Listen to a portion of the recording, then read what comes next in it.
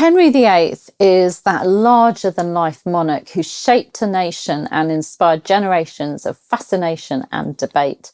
If you've ever studied history, you've likely encountered his commanding image captured by Holbein, a king with hands firmly on his hips, legs apart, radiating power.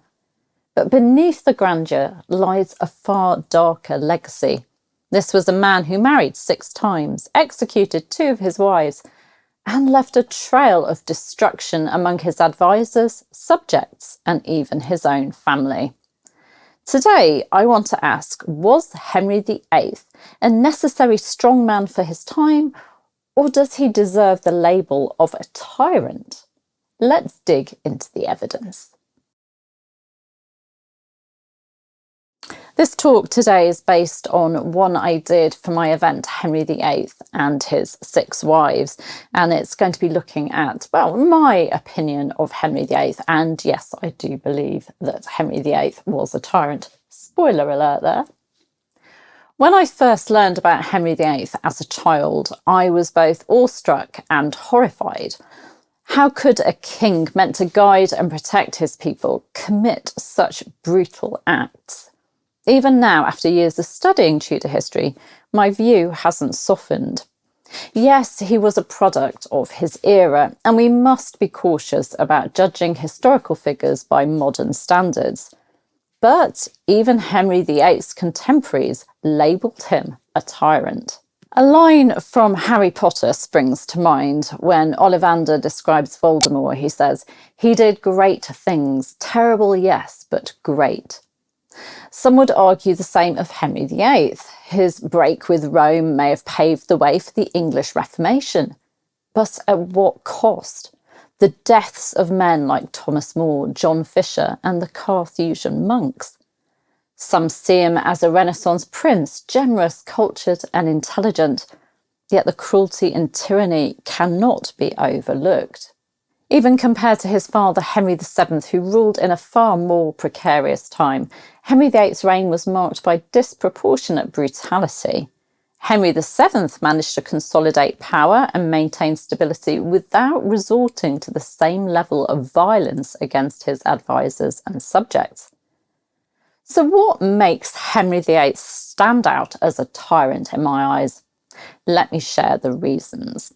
Number 1. The executions of Dudley and Empson.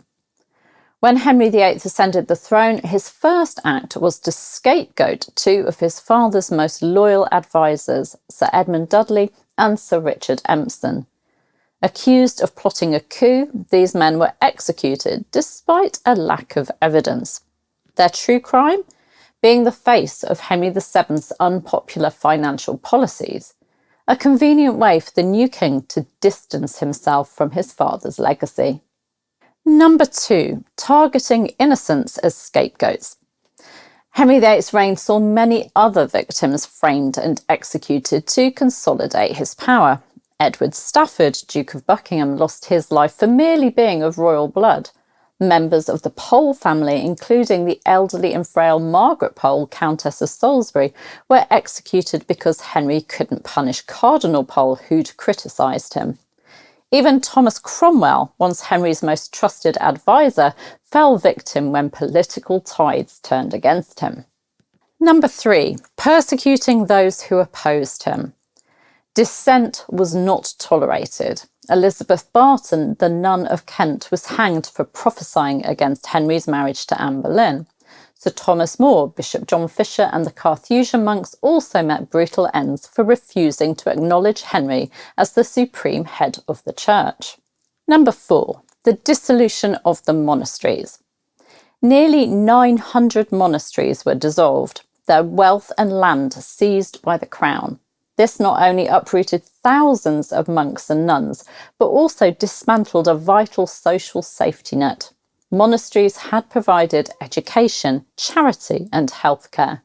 Henry VIII's actions were motivated more by greed than by concerns over corruption within the church. Number 5, cruelty towards his first wife and daughter. Catherine of Aragon, once Henry's closest confidant, was cast aside, stripped of her title and forced to live in harsh conditions. Her daughter Mary was separated from her mother, declared illegitimate and threatened by the king's advisors. A father who allows such treatment of his own child? Well, that speaks volumes. Number 6, the treatment of his wives. Anne Boleyn was executed on fabricated charges along with her brother and 4 innocent men who'd been the king's friends. Jane Seymour was silenced when she tried to advocate for mercy. Anne of Cleves endured public humiliation. Catherine Howard ended up on the scaffold for not being a virgin when she married the king and for having secret meetings with a groom of her husband's privy chamber. Their marriage could have been annulled on the basis of her already being married or pre-contracted to Derham. The king could have been merciful and have her sent away in exile, but no, she had to die. And the lady who'd helped her and had a mental breakdown after her arrest? Well, Henry VIII went as far as changing the law to allow him to execute people displaying signs of lunacy. Nice.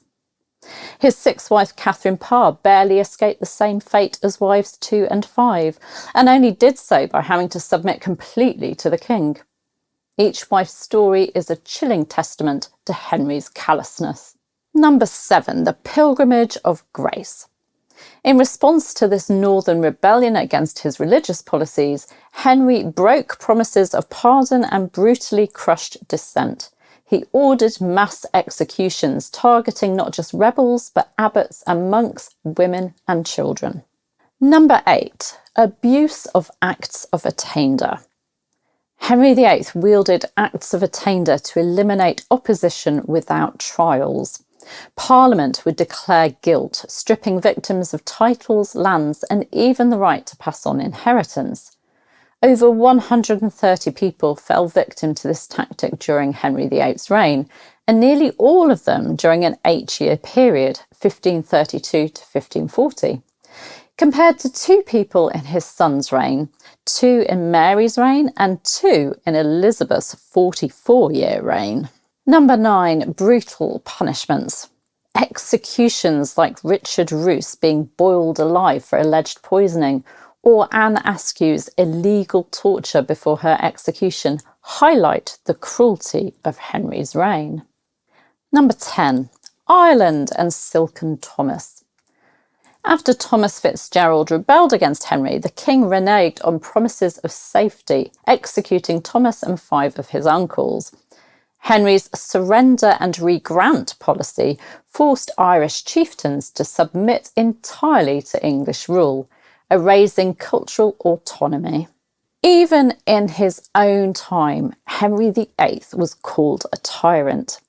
Imperial ambassador Eustace Chapuis compared him to Theramenes, one of the 30 tyrants of Athens. The Marquis of Aguilar said in 1539 that he was growing more inhumane and cruel. Cardinal Pole described him as a plundering despot who cared only for personal gain. Reformers like Philip Melanchthon called him the English Nero, and French ambassador Charles de Marillac criticised his greed, paranoia and instability. Plato and Aristotle define a tyrant as one who rules without regard for law, prioritises self-interest, and uses cruelty to maintain power. Henry VIII manipulated the law to his advantage, and I think Henry VIII really does fit that description, that definition. So, was Henry VIII a necessary tyrant, a ruler who ensured England's survival in a turbulent era? Or was he a monster who inflicted unimaginable suffering to satisfy his own ambitions? As we've seen, his contemporaries and his actions suggest the latter. But I leave it to you to decide. Do we admire his legacy or condemn his cruelty? Let me know your thoughts in the comments below, and I've set up a poll in the community tab on my channel so that you can vote too. And if you've enjoyed this dive into history, don't forget to like and subscribe for more, and consider sharing this video with others who might find it interesting. Thank you so much for watching. See you soon. Take care.